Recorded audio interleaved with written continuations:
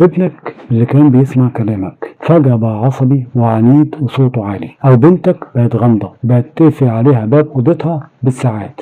استنوا، ولادكم مش قاصدين يستفزوكم، دي الكيميا دماغهم بتتغير. في الفيديو ده هقولك على الخلاصة في التعامل مع سن المراهقة. في آخر الفيديو هقولك على كلمة واحدة لو قلتها لابنك أو بنتك في وقت عصبية هتقدر إنك تمتص غضبهم وترجعهم تاني يسمعوا كلامك. أول حاجة، انسحبوا فورا من معركة فرض السيطرة. الولد اللي في سن المراهقة مبقاش طفل، كل ما تزيد الأوامر والضغط عليه كل ما هيزيد العناد والتحدي. اتحولوا من دور المدير اللي بيدي أوامر لدور المستشار اللي بيطرح خيارات. تاني حاجة، فكوا شفرة العزلة. لما ولادكم يقفلوا عليهم اوضهم ويدخلوا في عزلة، هم مش بيكرهوكم، هم بيبنوا شخصيتهم وهويتهم المستقلة. بلاش تقتحم خصوصياتهم بالشك والتحقيق، وابنوا كانها جسر امان عشان لما يغلطوا يرجعوا لكم انتوا اي الناس من غير ما يخافوا من العقاب او اللوم. تالت حاجة، يفصلوا بين الولد والبنت في المعاملة. الولد المراهق محتاج احترام ومسؤولية، حسسوني راجل وخدوا رأيه في مواضيع كتير. اما البنت محتاجة امان واحتواء عاطفي وكون مسموع،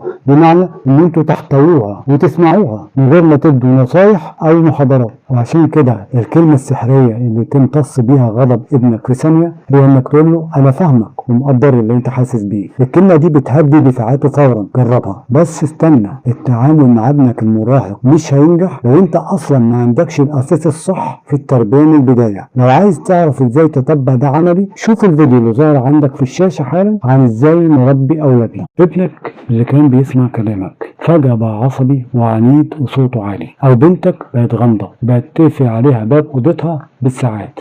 استنوا، ولادكم مش قاصدين يستفزوكم، دي الكيميا دماغهم بتتغير. في الفيديو ده هقولك على الخلاصة في التعامل مع سن المراهقة. في آخر الفيديو هقولك على كلمة واحدة لو قلتها لابنك أو بنتك في وقت عصبية هتقدر إنك تمتص غضبهم وترجعهم تاني يسمعوا كلامك. أول حاجة، انسحبوا فورا من معركة فرض السيطرة. الولد اللي في سن المراهقة مبقاش طفل، كل ما تزيد الأوامر والضغط عليه كل ما هيزيد العناد والتحدي. اتحولوا من دور المدير اللي بيدي أوامر لدور المستشار اللي بيطرح خيارات. تاني حاجة، فكوا شفرة العزلة. لما ولادكم يقفلوا عليهم اوضهم ويدخلوا في عزلة، هم مش بيكرهوكم، هم بيبنوا شخصيتهم وهويتهم المستقلة. بلاش تقتحم خصوصياتهم بالشك والتحقيق، وابنوا كانها جسر امان عشان لما يغلطوا يرجعوا لكم انتوا اي الناس من غير ما يخافوا من العقاب او اللوم. تالت حاجة، يفصلوا بين الولد والبنت في المعاملة. الولد المراهق محتاج احترام ومسؤولية، حسسوني راجل وخدوا رأيه في مواضيع كتير. اما البنت محتاجة امان واحتواء عاطفي وكون مسموع،